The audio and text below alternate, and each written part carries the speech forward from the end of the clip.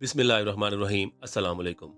खान साहब ने कल पंजाब और खैबर पख्तूनख्वा असम्बली तहलील करने का ऐलान किया। पंजाब और खैबर पख्तूनख्वा असम्बली जुमे के रोज़ 23 तारीख को दोनों वज़राए आला चौधरी परवेज़ इलाही साहब और महमूद खान साहब असम्बली तोड़ने की एडवाइस जारी कर देंगे और 2 दिन के अंदर अंदर असम्बली डिज़ोल्व हो जाएगी। इस दौरान 4-5 दिन मौजूद हैं। बज़ाहिर तो ये दो असम्बलियाँ तहलील हो रही हैं। पाकिस्तान तहरीक इंसाफ की अपनी ही हुकूमत है और वो अपनी ही हुकूमत ख़त्म कर रहे हैं। सबसे बड़ा सूबा पंजाब और उसके बाद खैबर पख्तूनख्वा। ये इमरान खान साहब का क्या फ़ैसला है? सब यही समझ रहे हैं कि इमरान खान साहब ने ये क्या बेवकूफ़ी की है। इनको समझाने की भी कोशिश की, हमारा इख्तियार चला जाएगा, हमारा इक़्तिदार चला जाएगा। बज़ाहिर तो ये नज़र आ रहा है कि अपनी ये दो हुकूमतें ख़त्म कर रहे हैं, लेकिन इमरान खान साहब ने ये जो बाल करवाई है, इस एक बाल से इमरान खान साहब ने कई विकेटें उड़ाने की कोशिश की है।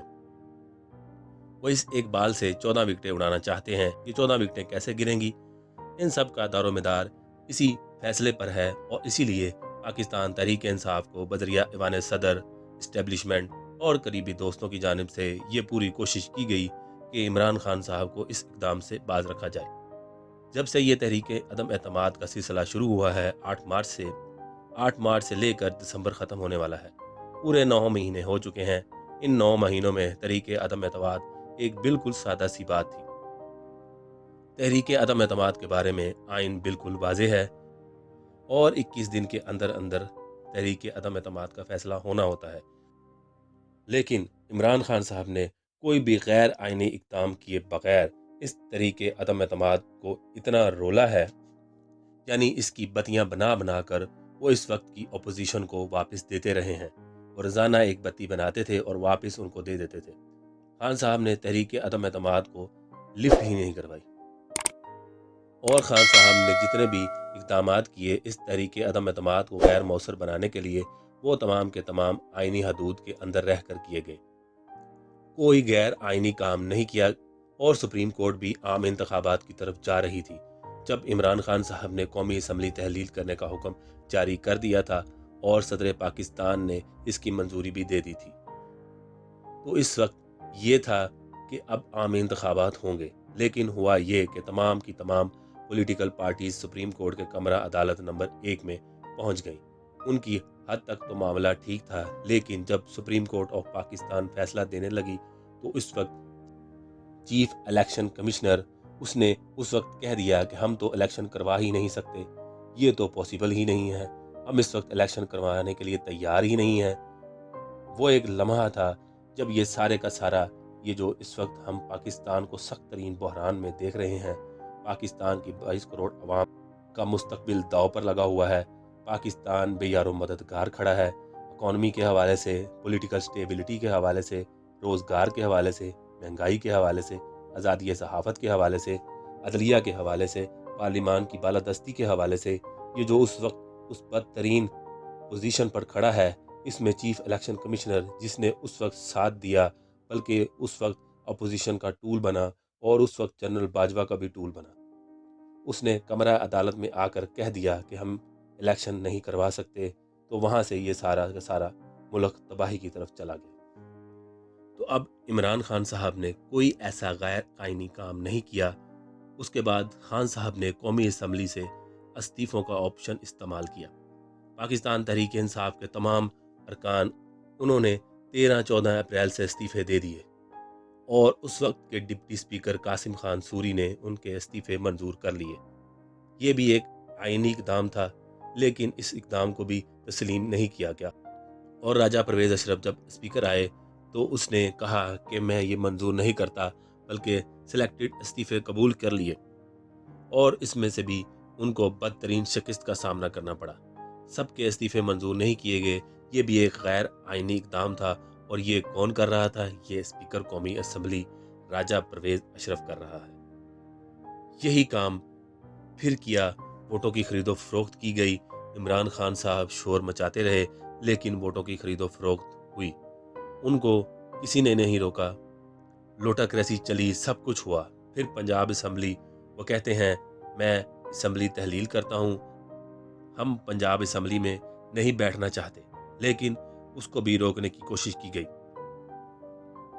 اور اس کو بھی جبرن روکا گیا کہ نہیں جناب، آپ اسمبلیاں بھی تحلیل نہیں کر سکتے، آپ استعفے بھی نہیں دے سکتے، آپ کو ہر صورت اس پسیدہ نظام کا حصہ بننا ہے، بلکہ اس نظام کو سہارا دینا ہے۔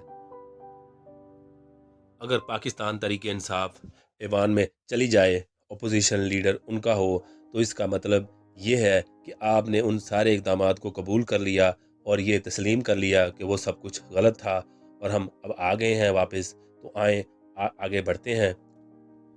دوسری جانب باجوہ مسلسل غیر آئینی اقدامات کر رہا ہے اور کل عمران خان صاحب نے ان غیر آئینی اقدامات کے بارے میں کھل کر بتایا ہے۔ اب آنے والے دنوں میں ہوگا کیا؟ آنے والے دنوں میں یہ ہوگا کہ اب باجوہ کے خلاف عمران خان صاحب فرنٹ فٹ پر کھیلیں گے اور باجوہ کو اب فوج نہیں سمجھا جا سکتا، کیونکہ وہ سابق ہو چکے ہیں، وہ ریٹائر ہو چکے ہیں، اور جو ریٹائرڈ فوجی افسر ہوتا ہے اس کا مطلب فوج نہیں ہوتا، اور اس پر تنقید کرنا فوج پر تنقید کرنا نہیں ہوتا۔ اس لیے عمران خان صاحب نے فرنٹ فٹ پر کھیلنا شروع کر دیا ہے۔ کل انہوں نے باجوہ کی بہت ساری باتوں کو بیان کیا اور اس میں سے سب سے بڑی جو بات تھی وہ تھی ویڈیوز کی۔ عمران خان صاحب نے کہا کہ ہم نے باجوہ سے کہا کہ ہم اکاؤنٹیبلٹی چاہتے ہیں۔ باجوہ نے یہ سب کچھ ہونے نہیں دیا اور انہوں نے کہا کہ الٹا ہمیں باجوہ نے کہا میرے پاس فائلیں ہیں، ان کی ویڈیوز ہیں۔ یہ سب عمران خان کو اس لیے بتایا گیا کہ ان کو بھی انڈر پریشر لایا جا سکے، لیکن ایسا نہیں ہوا۔ فوج کے اندر بھی باجوہ کے اقدامات کو بہت گندا سمجھا گیا۔ یہ جو آڈیوز ویڈیوز کا جو کام ہوا ہے باجوہ کے زمانے میں، کبھی کسی کی ویڈیو ریلیز کی جا رہی ہے، کبھی کسی کی ویڈیو ریلیز کی جا رہی ہے۔ اس کام کو جو فوجی خاندان ہے وہ اس کام کو بہت برا سمجھ رہے ہیں۔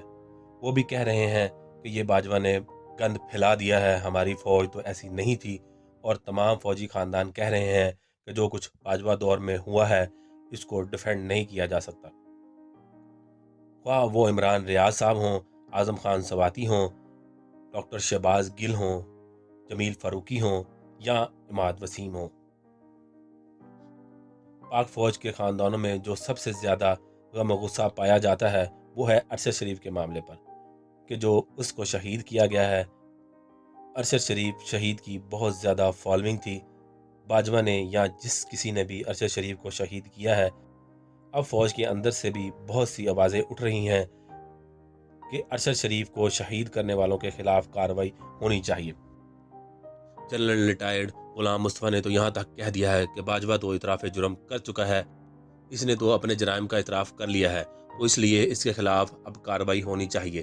اور یہاں تک انہوں نے کہا کہ 75 سالوں میں یہ جو 5 سے 7 جرنیلوں نے اس ملک کے ساتھ جو کچھ کیا ہے یہ قومی مجرم ہے اور ان کے خلاف کارروائی ہونی چاہیے۔